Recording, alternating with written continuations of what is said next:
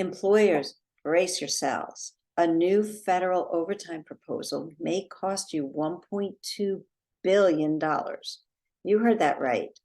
And that's only in the first year, and it doesn't include administrative costs. The U.S. Department of Labor has proposed to increase the salary threshold for employees to qualify as exempt from overtime to $55,068 a year, almost $20,000 more than what it is now.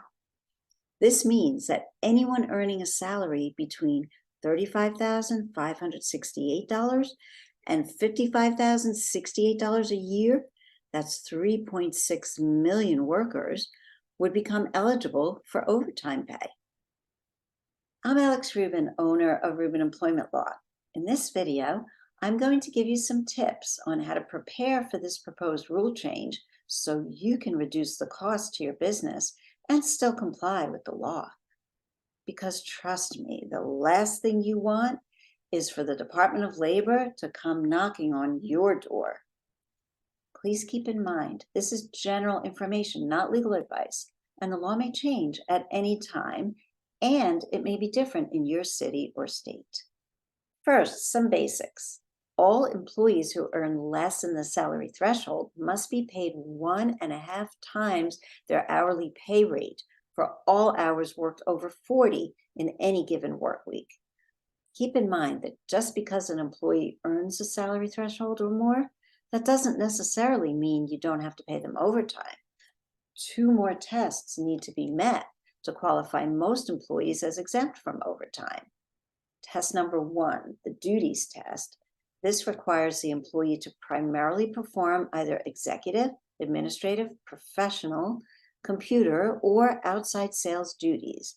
And test number 2, the salary basis test, which means the employee must be paid a predetermined and fixed amount, not subject to reduction because of variations in the quality or quantity of work performed. Let's get back to the proposed salary threshold rule and what you can do about it. Here are 5 suggestions. Tip number 1, let the Department of Labor know what you think about the proposed rule and how it affects your business. The comment period is open through November 7th. Tip number 2, start tracking how many overtime hours your currently exempt employees work. That is, those who earn between $35,568 and $55,068 a year and satisfy the other tests. This will help you determine whether it is more cost-effective to raise their salaries to $55,068 so they remain exempt from overtime, or to simply pay them overtime when and if the rule becomes effective.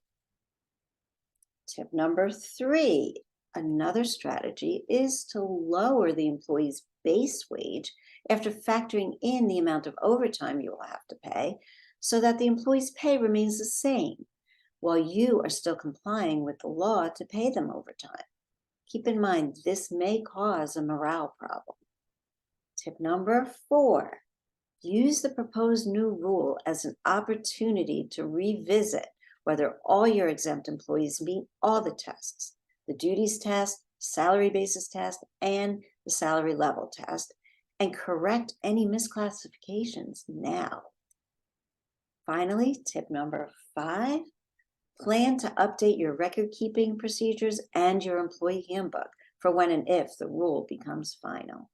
Look, we know that what we suggest is time-consuming and costly for you, but it will save you thousands of dollars in the long run. We can also help you with this to make sure you do it right and free you up to run your business.